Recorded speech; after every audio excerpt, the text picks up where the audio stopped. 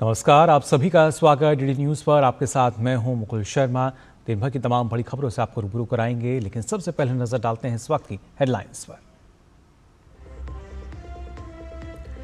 Ukraine में शांति के लिए वॉशिंगटन में एक और महामुलाकात। यूरोप के शीर्ष नेतृत्व के साथ जेलेंस्की की ट्रंप के साथ बैठक। राष्ट्रपति ट्रंप ने कहा, सब ठीक रहा तो त्रिपक्षीय बैठक होगी।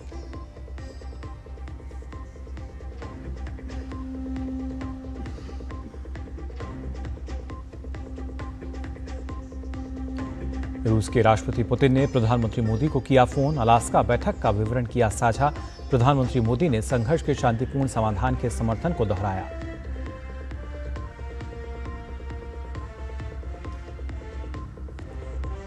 चीन के विदेश मंत्री वांग यी और विदेश मंत्री डॉक्टर जयशंकर के बीच द्विपक्षीय संबंधों सहित आपसी हित के विभिन्न मुद्दों पर हुई बात। डॉक्टर जयशंकर ने सीमावर्ती इलाकों में शांति और स्थिरता को रिश्तों की सकारात्मक गति के लिए बताया जरूरी।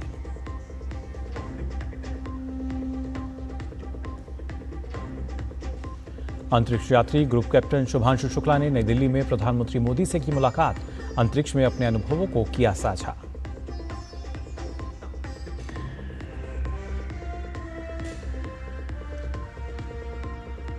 लोकसभा में विपक्ष के हंगामे पर अध्यक्ष ओम बिरला ने जताई नाराजगी। निर्णायक कार्रवाई की दी चेतावनी। लोकसभा में जनविश्वास विधेयक पेश, प्रवर समिति को भेजा गया। भारतीय पतन विधेयक 2025 राज्यसभा से पारित।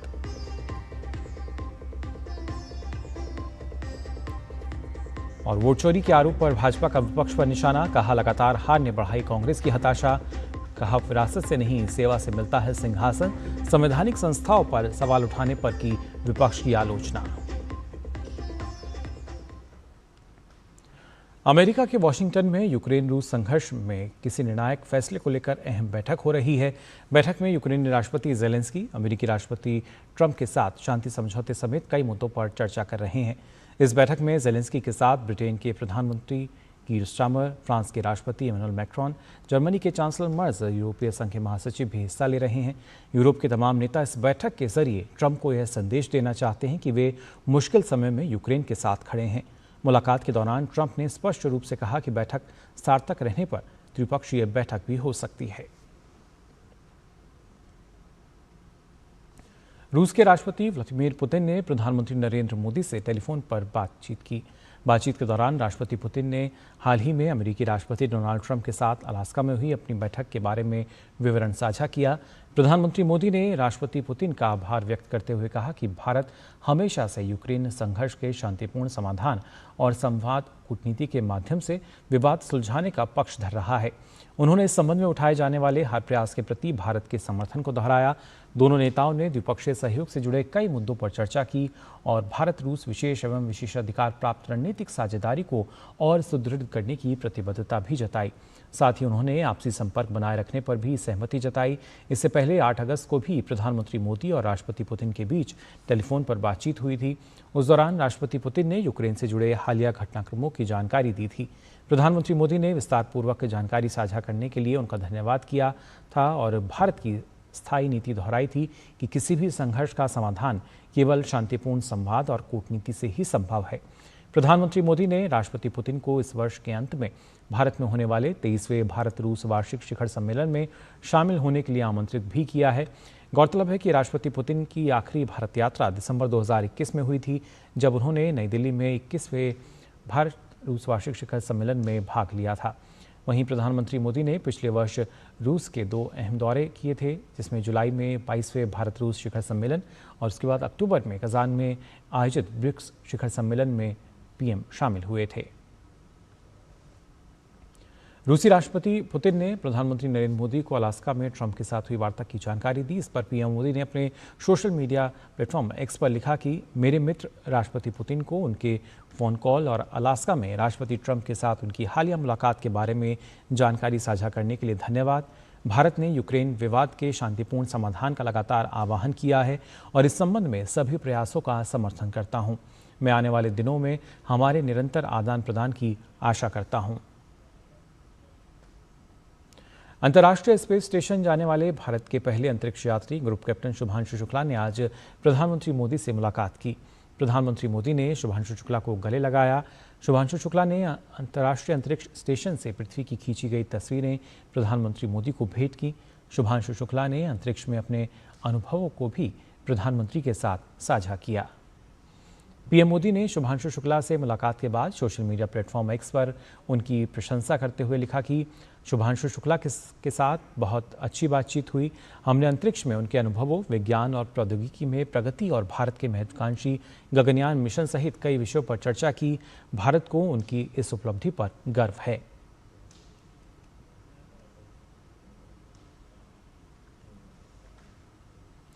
प्रधानमंत्री नरेंद्र मोदी ने अगली पीढ़ी के सुधारों के रोडमैप पर विचार विमर्श के लिए उच्च स्तरीय बैठक की अध्यक्षता की। इस बैठक का उद्देश्य तीव्र और व्यापक सुधार लाना है, जिससे जीवन की सुगमता बढ़ेगी, कारोबार में आसानी होगी और समावेशी समृद्धि को बढ़ावा मिलेगा। उच्च स्तरीय बैठक पर प्रधानमंत्री नरेंद्र मोदी ने सोशल मीडिया प्लेटफॉर्म एक्स पर अपने विचार साझा करते हुए कहा कि अगली पीढ़ी के सुधारों के रोडमैप पर चर्चा के लिए एक बैठक की अध्यक्षता की।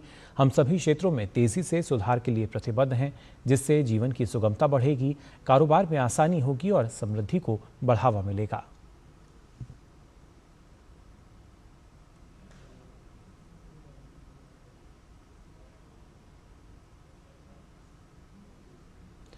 बिहार में विशेष गहन पुनरीक्षण के बाद चुनाव आयोग ने उन 65 लाख मतदाताओं की सूची जारी कर दी है, जिनके नाम विशेष गहन संशोधन यानी एसआईआर मसौदा मतदाता सूची से हटा लिए गए थे। ये लिस्ट आयोग की आधिकारिक वेबसाइट पर जनता के लिए अब उपलब्ध है।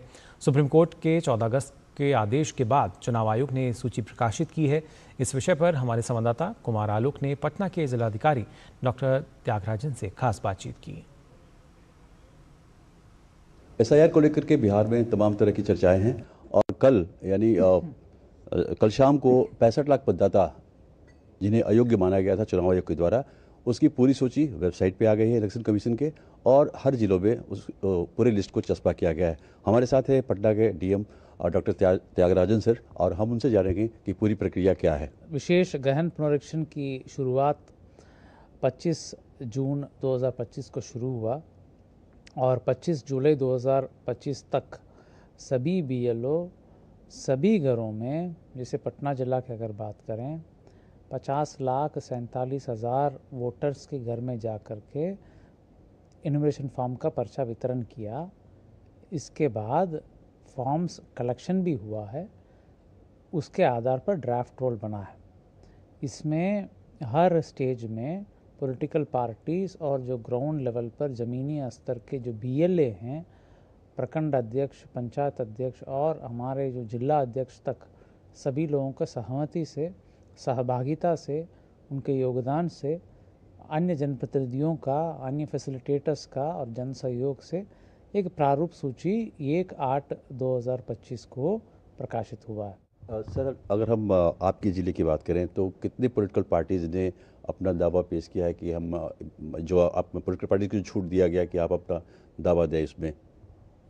देखिए, जो विहित प्रपत्र है उसमें कोई दावा हमें नहीं मिला। 678 की जो बात करता हूँ, जो दावा आपत्ति का अवधि है 1/8 से लेकर के 1/9/2025 तक हैं, इसके बीच में जो है कई फॉर्म्स आ रहे हैं। यानी लोग जो हैं अपने स्तर से नाम जोड़ने के लिए या नाम हटाने के लिए या नाम में संशोधन है, जैसे नाम में गलती हो गया, तिथि में गलती हो गया, डेट ऑफ बर्थ में गलती हो गया, एड्रेस में गलती हो गया, फ़ोटो चेंज करना चाहते हैं, इस प्रकार का त्रुटि को निराकरण करने के लिए भी फॉर्म में डाल रहे हैं।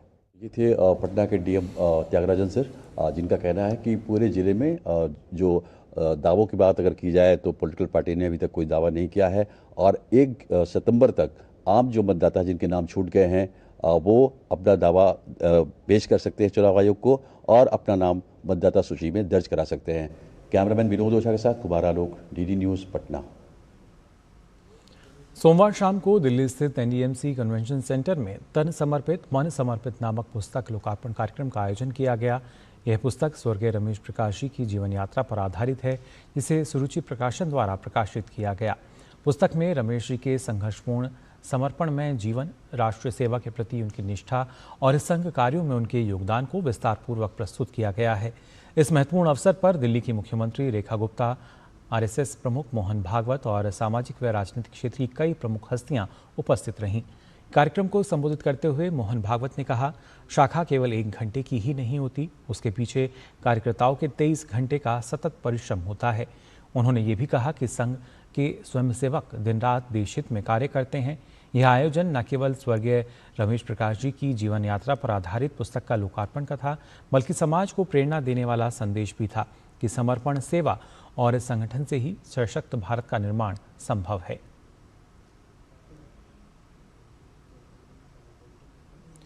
IIT खड़गपुर ने आज अपना 75वां स्थापना दिवस मनाया। अदानी समूह के अध्यक्ष गौतम अदानी ने समारोह में मुख्य अतिथि के रूप में भाग लिया। छात्रों से अपने संबोधन में उन्होंने कहा कि यदि आप अपनी महत्वाकांक्षाओं को देश के उत्थान के साथ जोड़ते हैं तो आपके करियर की सफलता देश की सफलता में भी मददगार साबित होगी। उन्होंने कहा कि आज का युवा जब साल 2050 में अपने करियर की सफलता पर होगा तो उस समय देश की अर्थव्यवस्था $25 ट्रिलियन की होगी। If you align your ambition with India's rise, the peak of your careers will unfold alongside the peak of India's power. By 2050, when you are in your prime, you will be part of a $25 trillion Indian economy, shaping global debates, writing the rules, and setting the pace for the future. नई दिल्ली में CII ने भारत में high speed rail corridor के निर्माण विषय पर एक गोलमेज सम्मेलन का आयोजन किया, जिसमें देश के कई जाने माने रेल विशेषज्ञों ने अपने विचार साझा किए। तेजी से विकास करती भारतीय अर्थव्यवस्था को सुदृढ़ करने, यातायात और माल ढुलाई को आसान बनाने के लिए देश में हाई स्पीड रेल कॉरिडोर के निर्माण पर लगातार काम हो रहा है। नई दिल्ली में CII ने भारत में हाई स्पीड रेल कॉरिडोर के निर्माण विषय पर एक गोलमेज सम्मेलन का आयोजन किया, जिसमें देश के जाने माने रेल विशेषज्ञों ने अपने विचार साझा किए। भारत में हाई स्पीड रेल कॉरिडोर विकसित करने से जुड़े एक शोध को प्रस्तुत किया गया। ये रिसर्च भारत में दिल्ली अमृतसर, दिल्ली अहमदाबाद, दिल्ली कोलकाता, मुंबई और चेन्नई के बीच 4 बड़े और प्रभावी हाई स्पीड रेल कॉरिडोर के निर्माण पर बल देती है।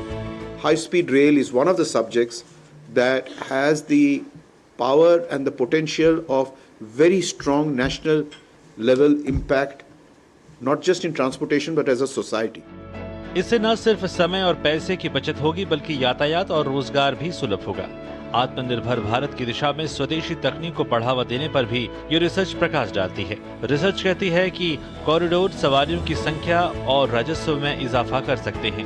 The government has already decided that up to 250 kilometers speed rolling stock we are going to indigenously develop even for the Mumbai-Ahmedabad corridor, while the 320 or 350 kilometer rolling stock is what we expect to get from Japan. So that's a good start, and I think with a lot more focus on indigenization, our ability to be Atmanirbhar in developing the other corridors would happen. वर्तमान में Mumbai Ahmedabad high speed rail corridor निर्माणाधीन है, जो 350 kilometre प्रति घंटे की अधिकतम गति से चलने में सक्षम होगी। इसके अलावा भविष्य में भी 6 और हाई स्पीड रेल कॉरिडोर बनाने की दिशा में काम किया जा रहा है। Chandrashekhar, DD news. खेलों को देश में नया आयाम देने में प्रसार भारती की भूमिका हरदम खास रही है और अब एक और नई पहल सामने है। यह प्रयास है क्रिकेट के खेल से जुड़ा हुआ। क्रिकेट की बात क्रिकेटर्स के साथ हर खिलाड़ी से जुड़ी छोटी बड़ी बातों को समेटे the great Indian cricket show बहुत जल्द अब आकाशवाणी सहित दूरदर्शन के विभिन्न प्लेटफॉर्म्स पर सामने होगा। देश में क्रिकेट के खेल की क्या अहमियत है, इसे बताने की जरूरत नहीं, लेकिन आपके पसंदीदा क्रिकेटर्स और जिन्हें देख देख कर आप बड़े हुए हैं, उनके जीवन के अनछुए पहलुओं को एक कड़ी के रूप में पेश करने की बड़ी तस्वीर अब दूरदर्शन पर the great Indian cricket show के रूप में सामने होगी।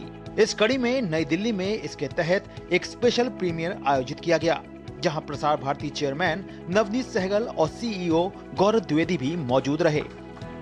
As a entertainment house, we must provide interesting and knowledgeable content, and I'm very happy that ex-cricketers are joined, and they have joined here in this endeavor. And I hope that the 104 episodes that they will run, they should bring good TRPs. Great Indian Cricket Show is being launched, and I'm sure this will bring audiences the pleasure and joy of not only the game itself, but also the records that seem to be getting broken with unfailing regularity these days. इस मौके पर पूर्व cricketers की मौजूदगी ने भी इस कार्यक्रम को खास बना दिया। पूर्व क्रिकेटर मदन लाल, मुरली कार्तिक, चेतन शर्मा, आकाश चोपड़ा ने प्रसार भारती की इस पहल को खेल के दीवानों के लिए बड़ा कदम बताया। खिलाड़ी वो हैं जो जिनके ऊपर ये बीती है या जिन्होंने बहुत करीब से उस इवेंट को देखा है, वो हैं जिन्होंने इसको कवर किया है। अगर आप कुछ जर्नलिस्टिक पॉइंट ऑफ व्यू से देखें तो कोशिश है कि उस प्रकार के एक शो की तैयारी की जाए जिसमें ये सभी पहलू जो हैं उनको कवर किया जाए। क्रिकविज के सहयोग से दूरदर्शन पर the great Indian cricket show के 104 एपिसोड प्रसारित किए जाएंगे, जो आकाशवाणी सहित डीडी स्पोर्ट्स, प्रसार भारती के डिजिटल प्लेटफॉर्म और ओटीटी प्लेटफॉर्म वेव्स पर भी प्रसारित होगा। कुल मिलाकर क्रिकेटर्स की लाइफ और उनकी जिंदगी के अहम लम्हों को समेटे ये शो दर्शकों को एक ऐसे रोमांच का एहसास कराएगा जिसकी एक एक कहानी से क्रिकेट प्रेमी खुद को जुड़ा पाएगा। तैयार हो जाइए क्रिकेट के इस दमदार शो के लिए, क्योंकि इस प्लेटफॉर्म पर आपको हर कुछ एक नया एहसास कराएगा। क्रिकेट की बातें होंगी, क्रिकेटर्स की बातें होंगी और यहाँ तक कि उनकी क्या कुछ रणनीतियाँ रहीं मैच में जाने से पहले, क्या कुछ उनके अंदर ख्यालात रहे एक दूसरे के प्रति, इस सब का खुलासा इस शो के अंदर सामने देखने को मिलेगा। कैमरामैन पीयूष के साथ मैं गौरव कुमार, टीडी न्यूज़, दिल्ली। बच्चों के स्वास्थ्य देखभाल को लेकर नई दिल्ली में आयुष मंत्रालय की एक संस्था राष्ट्रीय आयुर्वेद विद्यापीठ ने एक संगोष्ठी का आयोजन किया। आयुर्वेद के माध्यम से बाल चिकित्सा रोग में स्वास्थ्य प्रबंधन कैसे किया जाए, इसको लेकर संगोष्ठी में देश भर के आयुर्वेद के विशेषज्ञ हिस्सा ले रहे हैं। 2 दिन की इस संगोष्ठी में विशेषज्ञ नवाचार, ज्ञान और बाल स्वास्थ्य पर चल रहे शोध के बारे में विचार विमर्श करेंगे। ये संगोष्ठी समग्र बाल स्वास्थ्य देखभाल की नींव के रूप में आयुर्वेद की क्षमता को साबित करेगी।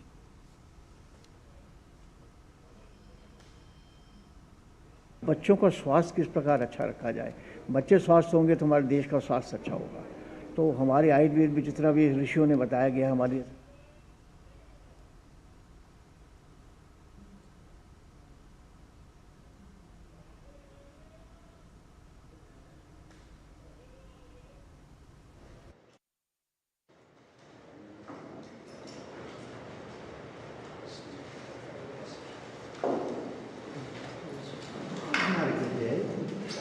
not a great day.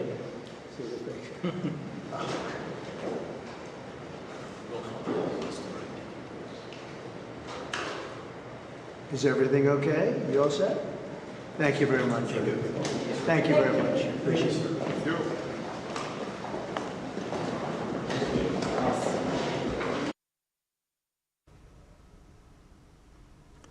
और आइए आगे बढ़ते हैं। दिल्ली में बरसात से होने वाले हालात पर चीफ जस्टिस BR गवई ने टिप्पणी की। चीफ जस्टिस गवई ने एक मामले की सुनवाई के दौरान कहा कि दिल्ली में सिर्फ 2 घंटे की बारिश से भी पूरा शहर अस्त व्यस्त हो जाता है। कोर्ट ने यह टिप्पणी त्रिशूर के पलयक्कार टोल प्लाजा पर टोल वसूली को लेकर दायर NHI की सुनवाई के दौरान की। केरल हाईकोर्ट ने हाईवे की खराब हालत के चलते टोल टैक्स पर रोक लगा दी थी। इसके खिलाफ NHI ने सुप्रीम कोर्ट का रुख किया। सुनवाई के दौरान कोर्ट ने सवाल किया कि जब हाईवे की हालात इतनी खस्ता है तो वहां 12-12 घंटे जाम लगता है, तो आखिर लोग टोल क्यों दें।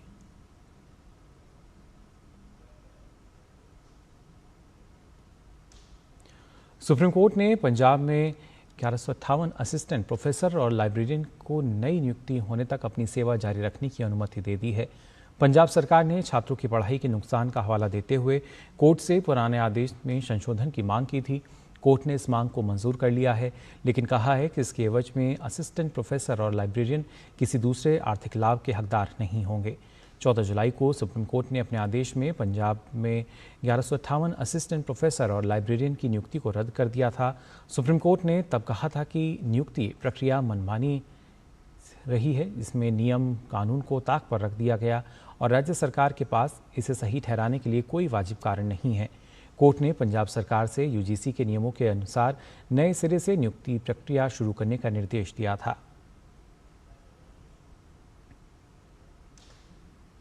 मानसून की बारिश इन दिनों तमाम राज्यों के लिए परेशानी पैदा कर रही है। बाहरी राज्यों में भूस्खलन और भारी बारिश की वजह से बड़ी दिक्कतों का सामना करना पड़ रहा है, तो मैदानी राज्यों में नदियों में आई बाढ़ ने मुश्किलें पैदा कर दी हैं। कई शहरों में बरसात ने पानी भरने की समस्या पैदा हो गई है, तो कई राज्यों में फसलों को नुकसान भी हुआ है। इस बीच मौसम विभाग ने आने वाले कुछ दिनों में कई राज्यों के इलाकों में भारी बारिश का अलर्ट जारी किया है। देश के कई इलाकों में हो रही बारिश ने लोगों के लिए मुसीबत खड़ी कर दी है। बाढ़ और जलभराव से कई इलाकों में जनजीवन अस्त व्यस्त हो गया है। मौसम विभाग ने 18 अगस्त के लिए कई राज्यों में रेड और ऑरेंज अलर्ट जारी किया है। छत्तीसगढ़, ओडिशा, तेलंगाना, तटीय आंध्र प्रदेश, तटीय कर्नाटक, कोंकण और गोवा, मध्य महाराष्ट्र और दक्षिण आंतरिक कर्नाटक में कहीं कहीं अत्याधिक भारी वर्षा की संभावना है। जम्मू कश्मीर, केरल, विदर्भ, मराठवाड़ा और उत्तर आंतरिक कर्नाटक में भी भारी से बहुत भारी बारिश का अनुमान है। 19 और 20 अगस्त को गुजरात में भी मूसलाधार वर्षा की चेतावनी है। महाराष्ट्र के विभिन्न हिस्सों में जारी मूसलाधार बारिश से कई जगह बाढ़ के हालात पैदा हो गए हैं। मुंबई में भारी बारिश के कारण कई इलाकों में जलभराव हुआ है। रेलवे ट्रैक और सड़कें जलमग्न हैं। लगातार बारिश के मद्देनजर मुंबई महानगर पालिका यानी कि बीएमसी के आयुक्त ने मुंबई के सभी स्कूलों और कॉलेजों में छुट्टी घोषित की है। नागरिकों से केवल जरूरत पड़ने पर ही घर से बाहर निकलने की अपील की गई है। आपात स्थिति में सहायता हेतु बीएमसी ने 1916 हेल्पलाइन नंबर जारी किया है। वहीं एनडीआरएफ और एसडीआरएफ को अलर्ट मोड पर रखा गया है। साथ ही मछुआरों को समुद्र में न जाने की सख्त सलाह दी गई है। महाराष्ट्र सरकार के मंत्री आशीष शेलार ने बीएमसी के आपदा नियंत्रण कक्ष का दौरा कर बारिश से उत्पन्न हालात की समीक्षा की। बीएमसी की टीमें हालात पर लगातार नजर रखे हुए हैं। साथ ही मुंबई पुलिस आयुक्त और ट्रैफिक पुलिस को भी अलर्ट पर रहने और सभी जरूरी उपाय सुनिश्चित करने के निर्देश दिए गए हैं। महाराष्ट्र में कुछ जिलों में खराब बाढ़ के हालातों के बीच मुख्यमंत्री देवेंद्र फडणवीस ने राज्य के नियंत्रण कक्ष से सीधे संवाद के माध्यम से हालात की समीक्षा की। फडणवीस ने बताया कि संवाद के दौरान सभी जिलाधिकारियों और विभागीय आयुक्तों से ऑनलाइन संपर्क किया गया। कई जिलों में बारिश के रेड और ऑरेंज अलर्ट को देखते हुए हम पड़ोसी राज्यों से भी बात कर रहे हैं, जिससे पानी का डिस्चार्ज ठीक रहे और बाढ़ की स्थिति पैदा न हो। उन्होंने कहा कि कोंकण में भी बाढ़ नियंत्रण के इंतजाम किए गए हैं। मुंबई में बहुत बड़े पैमाने पर बारिश हुई है। पिछले 8 घंटों में 177 mm बारिश मुंबई में हुई है और अगले 8-10 घंटे। और आइए सीधे चलते हैं वाशिंगटन डीसी, जहां राष्ट्रपति डोनाल्ड ट्रंप क्या कुछ कह रहे हैं, आइए सुनते हैं। Have you here? Special place. White House is special no matter where you're from. Represents so much, and it really is beautiful. And thank you for all of the wonderful things that took place today. We've had a very successful day thus far. Important discussions as we work to end the killing and stop the war in Ukraine. We're all working for the same goal, very simple goal. We want to stop the killing, get this settled. I've just had the honor of being with President Zelensky and all of the discussions that we've had. We covered a lot of territory, and I spoke indirectly with President Putin today. We're going to call President Putin right after this meeting. I'm sure we're going to have a solid meeting, good meeting, maybe a great meeting, and we're going to try and work out a trilat after that and see if we can get it finished, put this to sleep, because this is not since the Second World War has there been anything like this. So I'm honored to welcome NATO Secretary General Mark Rutte, who's a great gentleman, great political leader in Europe generally, but now he's the NATO Secretary General, and you're doing a fantastic job. Thank you very much, Mark. Prime Minister Starmer of the United Kingdom, our friend and my friend, and doing really well. And people like him a lot. We all like him. Everyone knows President Macron of France, who's been with me from the beginning. One of the first people I met as a foreign dignitary, and I liked him from day one. And I like him even more now. That's pretty good. That's unusual. That's a pretty unusual thing. Prime Minister Meloni of Italy, who's a really a great leader and an inspiration over there. She's She's served now, even though she's a very young person, she's served there for a long period of time relative to others. They don't last very long. You've lasted a long time. You're going to be there a long time. Chancellor Merz of Germany, who is a very strong person and a very strong leader and very highly respected in Germany. And he's my friend, and it's an honor to have him as my friend. Thank you very much. Very good. You look great with your tan. Where did you get that tan? I want to get a tan like that. President Stubb of Finland, and he's somebody that, where are we here? Huh? Where? Oh, you look better than I've ever seen you look. But you've done a great job, and we wanted to have you here because you're somebody that we all respect. And you've had a lot to do with the success, I think, and the potential success. And thank you very much for being here. We appreciate it. And the President of the European Commission, Ursula von der Leyen, who is somebody that we just made a big deal with all of those countries. I don't know. I think you might be more powerful than all these guys at this table. I don't know. But we had a great negotiation, and you're respected all over the world, so I want to thank you very much for being here. It's a great honor to have you.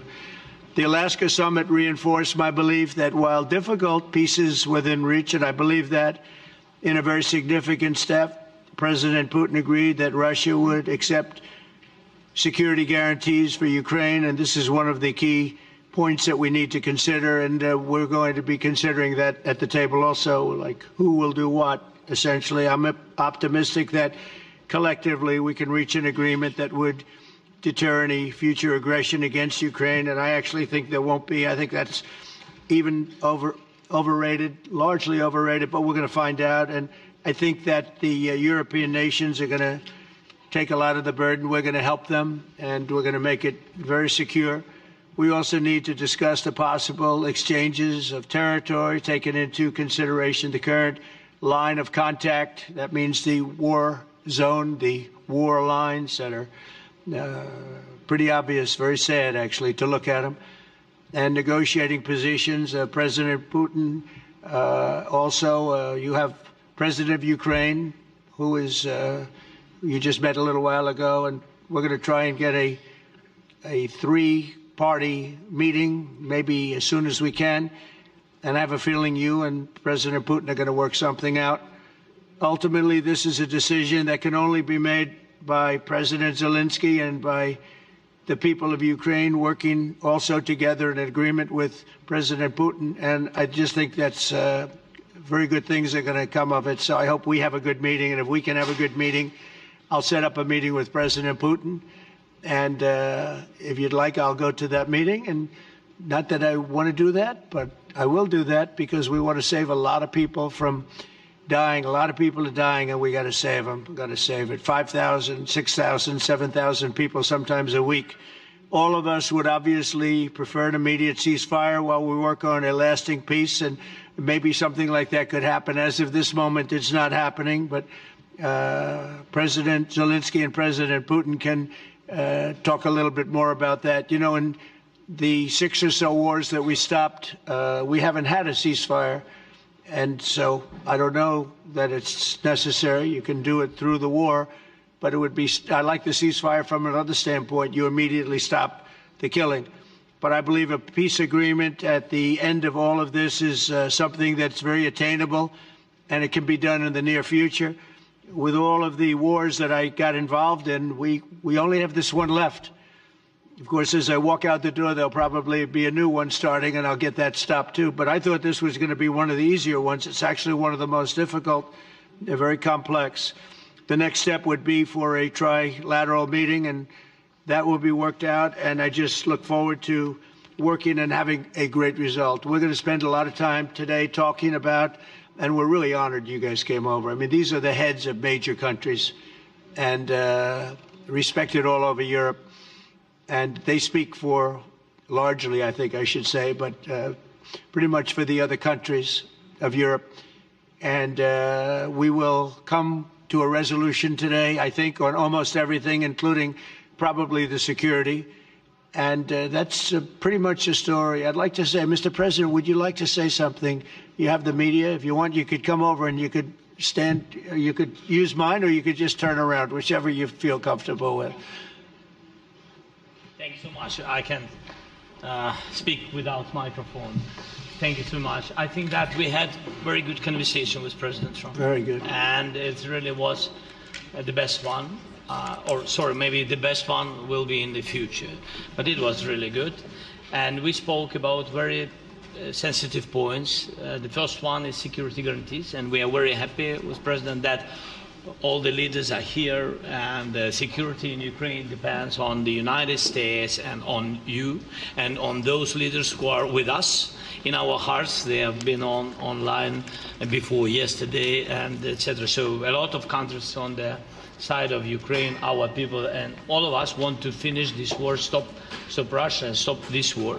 We spoke about it, and we will speak more about security guarantees. This is very important that the United States gives such strong signal and is ready for security guarantees. The second point, or maybe the first, the humanitarian direction, very important to exchange all the prisoners, and I think that President will help. And I was very thankful to your wife again, Mr. President, for the letter about our abducted children, and I hope that really it can be a historic role for the people to bring kids back to the families and be happy. Get the people back, yeah? Yes, this is so important, and I'm happy that we discussed it, this track with the President Trump, and I hope that we will find decisions. And then what is very important, that all the sensitive things, territorial, etc., we will discuss on the level of leaders during trilateral meeting, and President Trump will try to organize such meeting, and he said that he will come or not come. Ukraine will be happy if you will both participate. want me there, I will be there. Yeah, thank you. And I think this is very important. Yes, so security guarantees, bringing kids back, and all our people, not only warriors, first of all warriors, and all the civilians, journalists, a lot of people in prison. So we need them back. And guarantees which will work for the years. We spoke about it, and I showed the President a lot of details on the battlefield, on the map. Thank you so much. Thank you for the map, by the way. Good map. It was great. Yeah. I'm thinking how to take it back. We'll get you. No. I think that we had constructive, specific meeting, and I'm very thankful to all the leaders who are here, and you help a lot. And so we are happy that we have such big unity today. Thank you, Mr. President. Thank you very much, for hosting us. Mr. Thank President. you. And I think you'll see that President Putin really would like to do something else. I think when we set that up, when we do, I think it's going to be when, not if. I think you're going to see some really positive moves. I know there's over 1,000 prisoners, and I know they're going to release them. Maybe they're going to release them very soon, like immediately, which I think is great. But we're going to set that up today after this meeting. So very good and great remarks. I appreciate it. Mark, as head of NATO, maybe you could say a few words, please. Yes, I will be very brief. I really want to thank you, President of the United States, dear Donald, for the fact that you, as I said before, broke the deadlock basically with President Putin by starting that dialogue. And I think it was in February that you had the first phone call, and from there we are now where we are today. And that is, I think, if we play this well, we could end this. And we have to end this. We have to stop the killing. We have to stop the destruction of Ukraine's infrastructure. It is a terrible war. So I'm really excited. And let's make the best out of today and make sure that from today onwards, we get this thing to an end as soon as possible. I really want to thank you for your leadership, what you are doing for Volodymyr, but of course also all the European colleagues. It is really crucial. And the fact that you have said, I'm willing to participate in the security guarantees is a big step. It's really a breakthrough, and it makes all the difference. So also thank you for that. Well, NATO also has agreed from 2% to 5%, which is something that is a massive amount of money. And it's 2% that wasn't always paid to 5% that is paid. That's a big difference. And so we appreciate that. That was a great move. Thank you very much. Ursula, maybe on behalf of the Commission, you could say a couple of words. Thank you very much. It's a pleasure to be here, and it's a very important moment. Indeed, we are here, Europeans, as friends and allies.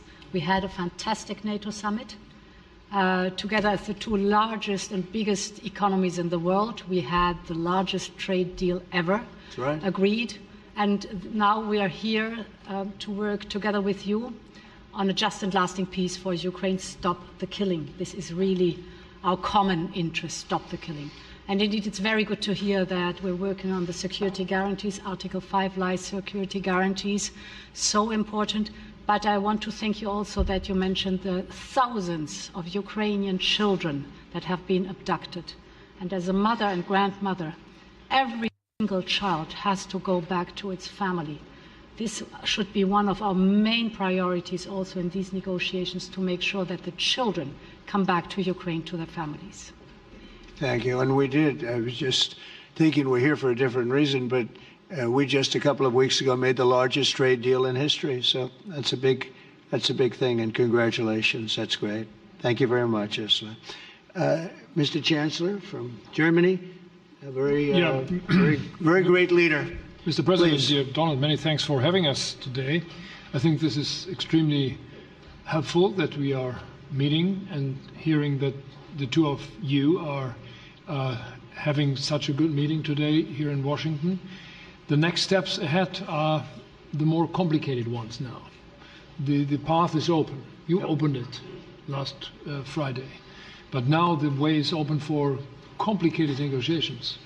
And to be honest, we all would like to see a ceasefire, the latest from the next meeting on. I can't imagine that the next meeting would take place without a ceasefire.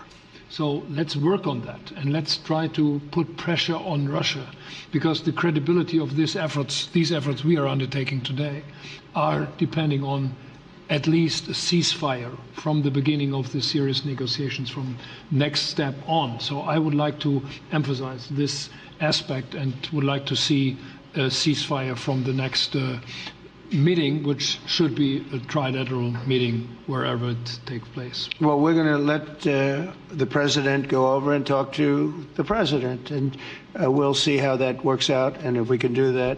I will say, and again I say it, in the 6 wars that I've settled, I haven't had a ceasefire. We just got into negotiations, and one of the wars was, as you know, in the Congo was 31 years long. Another one that we settled last week with 2 great countries was 35 years going on, and we had no ceasefire. So if we can do the ceasefire, great. And if we don't do a ceasefire, because many other points were given to us, many points were given to us, great points. Please, Georgia, go ahead. Well, thank you very much, Donald, Mr. President, for hosting us today in this important meeting. And I think it is an important day, a new phase, after 3 years and a half that we didn't see any kind of sign from the Russian side that there was a willing for dialogue. So something is changing, something has changed, thanks to you. Thanks also to the stalling in the battlefield, which was achieved with the bravery of Ukrainians and with the unity that we all provided to Ukraine. And the reason why I mention it is that we also have to remind that if we want to reach peace and if we want to guarantee justice, we have to do it united. So that's why it's a very good day, the one we are in. You can obviously count on Italy as it was from the beginning. We are on the side of Ukraine, and we do absolutely support your efforts towards peace. We will talk about many important topics. The first one is security guarantees, how to be sure that it won't happen again, which is the precondition of every kind of peace. I'm happy that we will discuss about that. I'm happy that we will begin from a proposal, which is the, let's say, Article 5 model, which was Italian at the beginning. So we are always ready to bring our proposals for peace, for dialogue. It's something we have to build together to guarantee peace and to defend the security of our nation. So thank you, Mr. President, for hosting us. Thank you very much. Emmanuel? Thank you, Mr. President, for organizing this meeting and for your commitment. And everything was said, but I just have to say here, everybody around this table is in favor of peace. And we work very hard, and we've worked very hard during the past few years to have a peace which is a robust and long-standing peace. This is why the idea of a trilateral meeting is very important, because this is the only way to fix it. And by the way, I think as a follow-up, we would need probably a quadrilateral meeting, because when we speak about security guarantees, we speak about the whole security of the European continent. And this is why we are all united here with Ukraine on this matter. In order to organize such a trilateral meeting, your idea to ask for a truce or ceasefire, at least to stop the killings, as we discussed, is a necessity. And we all support this idea. And in order to have such a long-standing peace for Ukraine and for the whole continent, we do need these security guarantees. And the first one is clearly a credible Ukrainian army for the years and decades to come.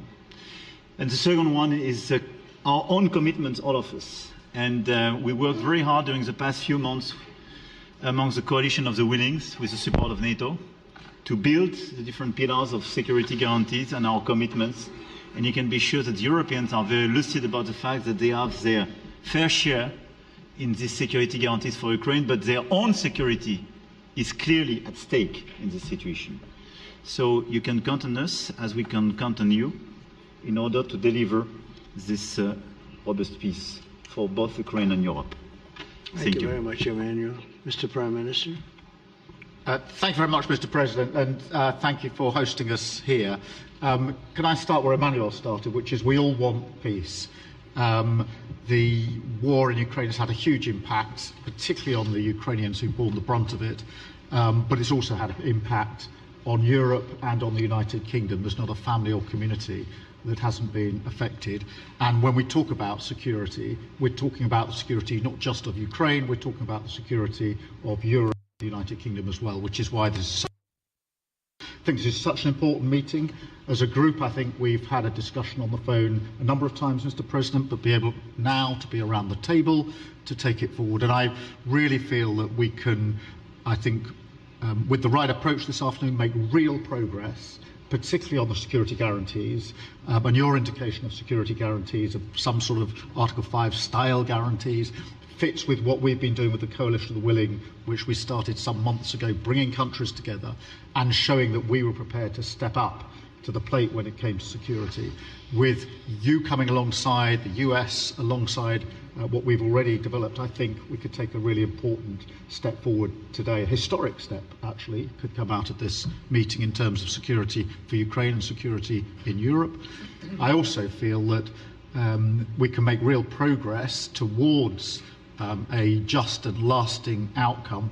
Obviously, that has to involve Ukraine, and a trilateral meeting seems the sensible next step. So thank you for being prepared to take that forward, because I think if we can ensure that that is the progress out of this meeting, both security guarantees and some sort of progress on trilateral meeting of some sort to bring some of the difficult issues to a head, then I think today will be seen as a very important day in recent years in relation to a conflict which has gone on for 3 and a bit years, and so far nobody's been able to bring it to this point. So I thank you for that.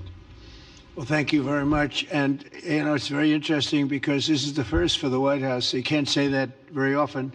It's seen a lot over the years, since 1800, 1799, to be almost exact. But this is the first where we've had so many prime ministers, presidents, the heads of European nations. And by the way, Alex, I'd like you to say a couple of words, too. You're a young, powerful man.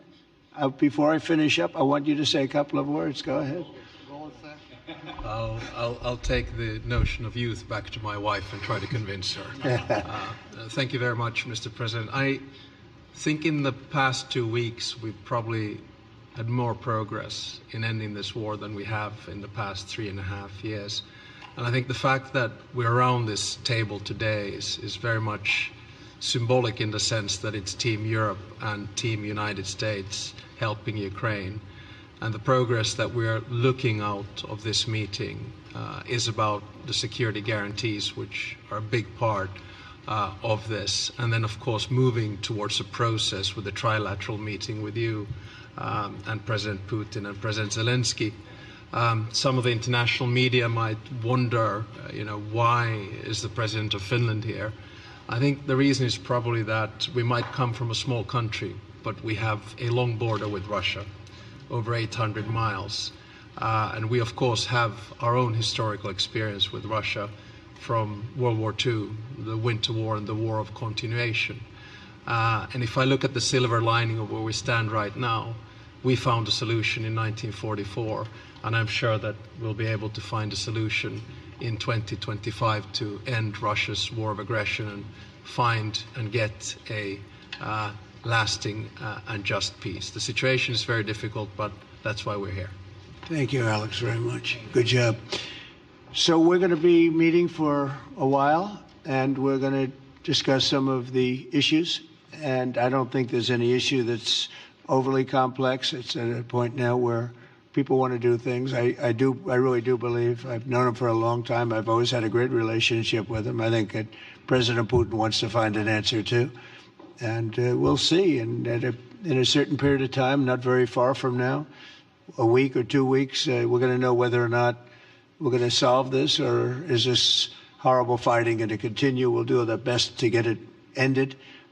And I believe you have two willing parties, and usually that's good news, but two willing parties that want to make a deal.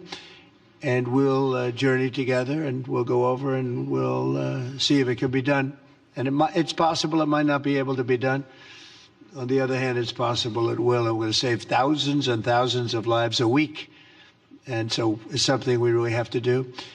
And or at least we have to give it our best. It's all you can do. You can give it your best. But I think we may have a very good outcome. So I want to thank you all, and the media, I want to thank you. We're going to be staying here for a little while. Then we're going to walk over to the Oval Office, and we're going to have another little discussion about similar matters. And then they're going to go home to their great countries and report. And I'm going to remain here and work, and you're going to go and work. We're all going to be working. We may be in a different location, but that's what we know how to do is work. But I want to thank the media. Has been actually very fair, generally speaking, very fair. I think it's important that they're fair because this is a very important subject. We have to get it ended, and so that's all we ask for is fairness with the media. Thank you all very much. Appreciate it. Thank you very much.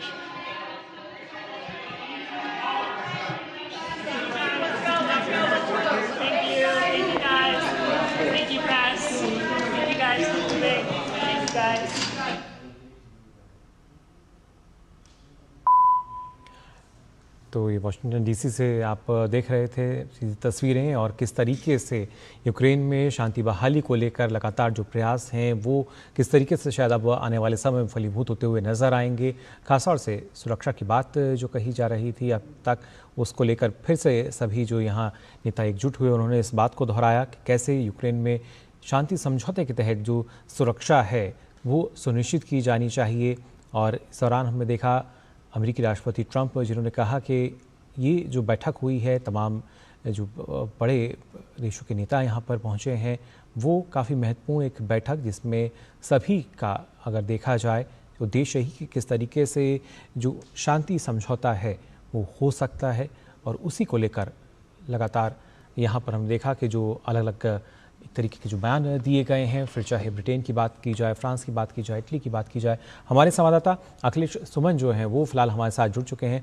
Akhilesh, क्या माना जाए, अब कहीं ना कहीं जाकर हम मान सकते हैं शांति समझौते के जो संकेत हैं वो यहाँ नज़र आ रहे हैं? त्रिपक्षीय बैठक की भी बात की जा रही है, जैसा यहाँ पे अमेरिकी राष्ट्रपति डोनाल्ड ट्रंप ने कहा कि इसके बाद वो पुतिन से भी बातचीत करेंगे।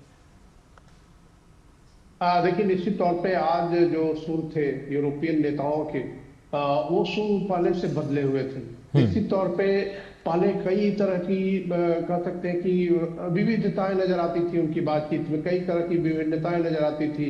लेकिन आज जो बातें हो रही थी, चाहे वो इटली की प्रधानमंत्री हो या फ्रांस के राष्ट्रपति हो या ब्रिटेन के प्रधानमंत्री हो, सब तकरीबन एक सुर में इस बात को कह रहे थे कि जो टीम यूरोप है और टीम अमेरिका है, ये टीम यूरोप और टीम अमेरिका दोनों मिलकर यूक्रेन को सुरक्षा की कैसे गारंटी दे सकते हैं, यह सबसे महत्वपूर्ण बात है। कुछ यूरोपीय नेताओं ने यह भी कहा कि रूस के साथ उनका बहुत ही पुराना अनुभव है और उस पुराने अनुभव को देखते हुए उन्हें सावधानी से इस काम को करना होगा। यूक्रेन को पूरी तरह से छोड़ा नहीं जा सकता, यूक्रेन को सक्षम बनाना होगा आगे आने वाले दिनों में, और उसमें जो भी जरूरत होगी उनकी सुरक्षा की गारंटी के लिए वह टीम यूरोप और टीम अमेरिका को मिलकर करना चाहिए। राष्ट्रपति डोनाल्ड ट्रंप ने सबको बारी बारी से बोलने का मौका दिया और सबने, एक अच्छी बात यह थी आज थोड़ा सा सुखद आश्चर्य था कि सबने अंग्रेजी में बोला, चाहे इटली की प्रधानमंत्री हो या फ्रांस के राष्ट्रपति हो, सभी ने अपने अपने अंग्रेजी में बोलने का एक तरीके से कह सकते हैं कि दुनिया को एक संदेश देना चाह रहे हो कि सबको ये बात समझ में आए कि वो क्या कहना चाहते हैं। कोई इंटरप्रेटर नहीं था, सीधे सीधे उन्होंने बातें अपनी समझाई बहुत ही संक्षेप में, और इस समय प्रेस मौजूद था। एक तरीके से उनका इंट्रोडक्टरी स्टेटमेंट था और इस इंट्रोडक्टरी स्टेटमेंट के बाद जिसमें कि यूक्रेन के राष्ट्रपति जेलेंस्की भी मौजूद थे, अमेरिका के राष्ट्रपति डोनाल्ड ट्रंप और यूरोपीय नेताओं थे। अब इसके बाद प्रेस वहां से हट गई है, मीडिया वहां से हट गई है और अब जो बैठक होगी वो बैठक जो होगी वो कह सकते हैं कि वो बंद कमरे की बैठक होगी, जिसमें कि वो फाइन प्रिंट जो है पूरे आगे आने वाले दिनों में किस तरीके से वो रूस से बात करेंगे, किस तरीके से यूक्रेन की सुरक्षा की गारंटी होगी। क्योंकि यूरोप के कई नेताओं का कहना यह था कि देखिए ये सिर्फ यूक्रेन की सुरक्षा की मामला नहीं है, यह मामला पूरे यूरोप की सुरक्षा का है। यहाँ तक कि ब्रिटेन की प्रधानमंत्री ने भी कहा कि यूरोप की सुरक्षा ही नहीं, ब्रिटेन की सुरक्षा भी इसमें निहित है। तो एक तरीके से पूरा यूरोपीय यूनियन और ब्रिटेन सभी इस बात को कह रहे थे कि अमेरिका और यूरोप दोनों मिलकर यूक्रेन की सुरक्षा की गारंटी ही नहीं बल्कि पूरे यूरोप की सुरक्षा की गारंटी करेंगे। तो इस मामले में कह सकते हैं कि डोनाल्ड ट्रंप भी सहमत थे इस बात से, और डोनाल्ड ट्रंप तो पहले भी बोल चुके थे कि सुरक्षा की गारंटी देने के जो भी उपाय होंगे उसमें अमेरिका प्रत्यक्ष तौर पे शामिल होगा। अब अभी जो बातचीत होगी उनके बीच में जो कंसल्टेशन का दौर अभी चलेगा, उस कंसल्टेशन के दौर के बाद वो एक निष्कर्ष पर पहुंचेंगे कि क्या, जब राष्ट्रपति पुतिन से डोनाल्ड ट्रंप अब निश्चित तौर पे बात करेंगे और उसके बाद जो संभावना इस बात की है कि ट्राइलेटरल बातचीत हो जिसमें कि राष्ट्रपति पुतिन, राष्ट्रपति ट्रंप और उसके बाद राष्ट्रपति जेलेंस्की शामिल हो। अब देख रहे हैं कि अब क्या कोई ऐसी भी बात होती है क्या जिसमें कि यूरोप के नेता भी शामिल हो राष्ट्रपति पुतिन के साथ, जिसकी संभावना बहुत कम है, क्योंकि अभी तक जो बातें तय हुई है वो यही हुई है कि इसके बाद ट्राइलेटरल बातचीत होगी जिसमें कि पुतिन, ट्रंप और जेलेंस्की शामिल होंगे। तो उसके पहले की जो बैठक है काफी महत्वपूर्ण है, लेकिन कह सकते हैं एक पॉजिटिव सकारात्मक संदेश यही है इस बैठक का कि सभी एक बात पर सहमत है और एक तरीके से अमेरिका और यूरोप मिलकर इस मामले का कोई हल निकालना चाहते हैं। जी बिल्कुल, और खासतौर से अखिलेश जैसा आपने कहा कि सभी जो हैं वो एक बात को लेकर हम कह सकते हैं सहमति जो है, एक मत जो है वो नज़र आ रहे हैं, क्योंकि इससे पहले हमने देखा था यूरोपीय संघ की बात की जाए, नाटो की बात की जाए या जो देश हैं वहाँ थोड़े से कहीं ना कहीं जो बयान है अलग अलग नज़र आते थे, लेकिन आज सबने एक ही सुर में इस बात का जिक्र किया कि यूक्रेन में जब हम बात करते हैं सुरक्षा की, जो लगातार हत्याएँ हो रही हैं वो रुकनी चाहिए, और उसके साथ साथ यहाँ प्रशंसा भी की गई अमेरिका की, जिस तरह का प्रयास अमेरिका कर रहा है शांति समझौते को लेकर। निश्चित तौर पे सबने एक तरीके से क्रेडिट दिया राष्ट्रपति ट्रंप को कि राष्ट्रपति ट्रंप ये प्रयास कर रहे हैं, और दरअसल यूरोप के नेताओं का बहुत पहले ही कहना था कि राष्ट्रपति ट्रंप को पुतिन से बात करनी चाहिए और राष्ट्रपति ट्रंप को जेलेंस्की से भी बात करनी चाहिए। राष्ट्रपति ट्रंप ने पहले जेलेंस्की से बात की थी, पुतिन से भी लगातार फोन पे बात कर रहे थे और इसके बाद 15 अगस्त को उन्होंने आमने सामने बैठकर पुतिन से बात की। तो निश्चित तौर पर यूरोप के नेताओं ने इस बात को रिकॉग्नाइज किया है कि ट्रंप शांति के लिए प्रयास कर रहे हैं और ट्रंप दीर्घकालिक शांति के लिए प्रयास कर रहे हैं, इस बात की भी चर्चा उन्होंने की। तो अब देखिए, पहले जो एक नेतृत्व का संकट लग रहा था मान ली ये लग रहा था कि यूरोप और अमेरिका दोनों सेम पेज पे नहीं है या दोनों के बीच में काफी मतभेद है, वह मतभेद आज दूर होता नजर आया है। वह मतभेद इस रूप में दूर होता नजर आया है कि दोनों चाहते हैं, पक्ष चाहे वो यूरोप हो या अमेरिका हो या राष्ट्रपति जेलेंस्की हो, ये तीनों अब चाह रहे हैं कि कोई रास्ता ऐसा निकाला जाना है जिसमें कि ये युद्ध रुके, जिसमें कि एक अस्थायी शांति का प्रयास हो और जिसमें कि सुरक्षा की गारंटी न सिर्फ जेलेंस्की मतलब न सिर्फ यूक्रेन को बल्कि सुरक्षा की गारंटी पूरे यूरोप की हो। और आपने देखा होगा कि राष्ट्रपति पुतिन से बात करने के पहले अमेरिकी राष्ट्रपति ट्रंप ने बेलारूस के राष्ट्रपति लुकाशेंको से भी बात की थी। मतलब कि एक क्षेत्रीय जो शांति के प्रयास हो सकते हैं जिसमें कि यूरोप के अलावा जो बेलारूस है, जो रूस का पड़ोसी है और बिल्कुल राष्ट्रपति पुतिन के साथ लुकाशेंको खड़े रहते हैं हर मामले में। लुकाशेंको से बात करके भी उनको भी कोशिश की कि उनको भी परसुएड किया जाए कि शांति प्रयास में शामिल हो। तो यह एक चौतरफा प्रयास चल रहा है। आपने देखा कि राष्ट्रपति पुतिन ने बात की, आज प्रधानमंत्री नरेंद्र मोदी से उन्होंने खुद भी बात की और प्रधानमंत्री नरेंद्र मोदी ने इस बात को जाहिर भी किया, उन्होंने थैंक्स भी दिया और कहा कि शांति से और बातचीत करके इस मसले का हल निकाला जाना चाहिए। तो कह सकते हैं कि एक चौतरफा प्रयास सभी तरफ से हो रहा है कि इस मसले का हल निकाला जाए और जब सभी प्रयास करते हैं तो निश्चित तौर पे एक स्थिति बनती दिखती है कि शांति स्थापित हो, स्थिति बनती दिखती है कि युद्ध पर रोक लगे। तो यह कहा जा सकता है कि जो प्रयास है बहुत ही सकारात्मक दिशा में जा रहा है और अब राष्ट्रपति पुतिन से जब बात करेंगे ट्रंप और जेलेंस्की आमने सामने तो उस समय तक क्या स्थिति रहती है, इस बात को देखना काफी महत्वपूर्ण होगा। जी बिल्कुल, वाकई महत्वपूर्ण रहेगा जिस तरीके ये बैठक रही है। फिलहाल बहुत बहुत शुक्रिया आपका अखिलेश हमारे साथ जुड़ने के लिए। तो हमारे संवाददाता बता रहे थे किस तरीके से जो कयास हैं वो लगाए जा रहे हैं और खासतौर से शांति समझौता जो है उसके सीधे तौर पर संकेत नजर आ रहे हैं। जिस तरीके से तमाम बड़े नेता एक साथ एकजुट हुए हैं और प्रयास यही है कि जो संघर्ष चला आ रहा है रूस यूक्रेन के बीच इसको समाप्त किया जाए, शांति की तरफ कदम बढ़ाया जाए जिसका पक्षधर भारत भी हमेशा से रहा है। फिलहाल इस बुलेटिन में बस इतना ही। आप देखते रहिए DD न्यूज़।